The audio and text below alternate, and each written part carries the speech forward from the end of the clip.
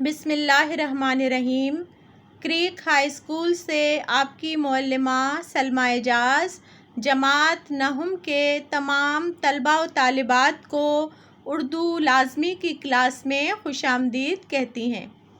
پیارے بچوں، آج ہم اپنی کتاب مجموعہ نظم و نثر میں سے نعت پڑھیں گے۔ سب سے پہلے آپ کے سامنے تعارف نظم و شاعر۔ نعت کے شاعر امیر مینائی ہیں۔ شاعر کی شعری خصوصیات و اسلوب بیاں۔ امیر مینائی کا شمار اردو ادب کے مایہ ناز شعراء میں ہوتا ہے۔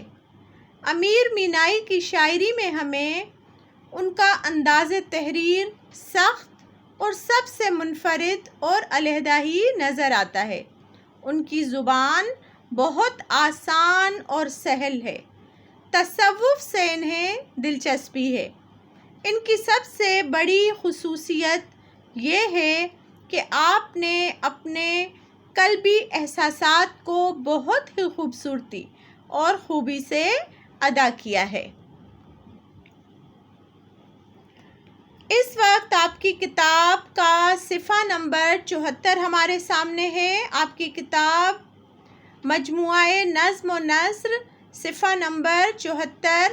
آپ بھی اپنی کتاب کا کھولیے۔ سب سے پہلے ہم نعت کی بلند خوانی کرتے ہیں۔ میں پڑھ رہی ہوں، آپ غور سے سنیے، الفاظ اور تلفظ کو دھیان میں رکھیے۔ جو کوثر سے دھوؤں زبانِ قلم، جو کوثر سے دھوؤں زبانِ قلم، تو نعتِ محمد کروں میں رقم۔ ورق پردۂ دیدۂ حور ہو، قلم شاخ نخل سرِ طور ہو۔ سیاہی جو درکار ہو سب ملک، مجھے اپنی آنکھوں کی دیں مردمک۔ یہ ساماں مہیا ہوں جس دم تمام، لکھوں شوق میں نعت خیر الانام۔ اسی نور سے دفع ظلمت ہوئی، سرافراز ایماں سے خلقت ہوئی۔ آپ کے سامنے جو نعت پڑھی گئی اس میں بہت سے الفاظ ایسے ہیں جو نئے ہیں، جن کو آپ پہلی دفعہ سن رہے تھے۔ اس وقت میں نے آپ کی آسانی کے لیے ان الفاظ کی ایک فہرست تیار کی ہے تاکہ آپ ان الفاظ کو جو قدرے مشکل لگ رہے ہیں آپ کو، ان کی معنی کو سمجھ سکیں۔ تو آئیے پڑھتے ہیں الفاظ اور ان کے معنی۔ کوثر، جنت کی ایک نہر۔ زبانِ قلم، قلم کی نوک۔ رقم، تحریر۔ ورق، کاغذ کا ٹکڑا۔ پردہ، گھونگھٹ، چلمن یا اوٹ۔ دیدہ، آنکھ۔ حور، جنت کی خوبصورت عورت۔ نخل، درخت۔ سرِ طور، بالائی حصہ، یا آسان الفاظ میں، مزید آسان الفاظ میں اوپر والا حصہ بھی ہم کہہ سکتے ہیں۔ ملک، فرشتے۔ مردمک، آنکھ کی پتلی۔ آنکھ کی پتلی سے مراد جو آپ کی آنکھ کا سفید حصہ ہے، اس سفید حصے کے اندر جو ہماری کالے رنگ کی پتلی ہوتی ہے اسے آنکھ کی پتلی کہا جاتا ہے۔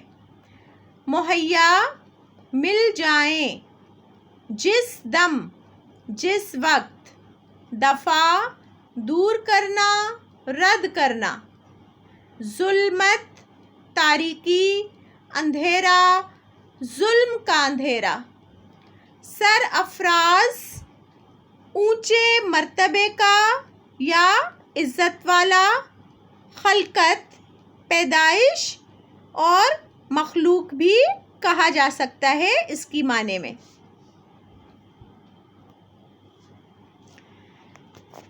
آپ کے سامنے نعت کی بلند خوانی کی گئی۔ نعت میں سے ایک فہرست مرتب کر کے آپ کو ان الفاظ کے معنی سمجھائے گئے۔ اب آپ نعت کو سمجھ چکے۔ اس وقت آپ کے سامنے جماعت نہم کے لیے دیا جانے والا تحریری کام موجود ہے۔ آئیے سمجھتے ہیں کہ آپ کو کس طرح سے یہ مشق مکمل کرنی ہے۔ نعت میں پڑھائے جانے والے الفاظ معنی اردو ادب کی کاپی میں تحریر کریں۔ آپ نے جو فہرست پڑھی اس میں جتنے الفاظ پڑھے ان کے معنی آپ نے غور سے پڑھے اور سنے۔ اب آپ ان کو اپنی اردو ادب کی کاپی یا جو رجسٹر آپ نے اردو ادب کا بنایا ہے اس میں تحریر کریں گے۔